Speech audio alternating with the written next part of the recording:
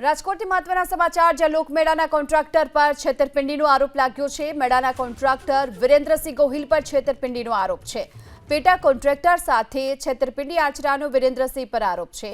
મેળો રદ થયા બાદ રકમ પરત ન કરી અને છેતરપિંડી આચરી જૂનાગઢના માણાવદરના પૃથ્વીરાજ પંચાલે તેમની સામે ફરિયાદ નોંધાવી છે।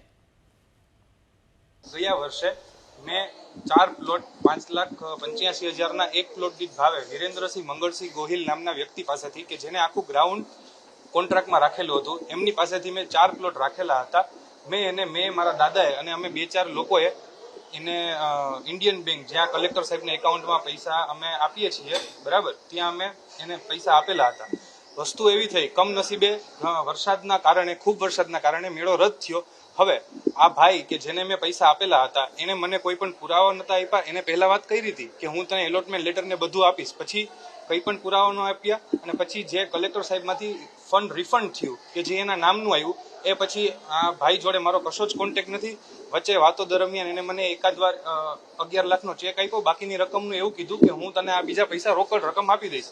એ પછી એ ચેક પણ એનો બાઉન્સ થયો। એ પછી મેં અવારનવાર ઘણા બધા ધક્કાઓ રાજકોટ ખાતે, હું પોતે માણાવદરથી આવું છું, 3 કે સાડા 3 મહિના અરજી કર્યા પછી કાલે મારી ફરિયાદ લેવામાં આવી છે।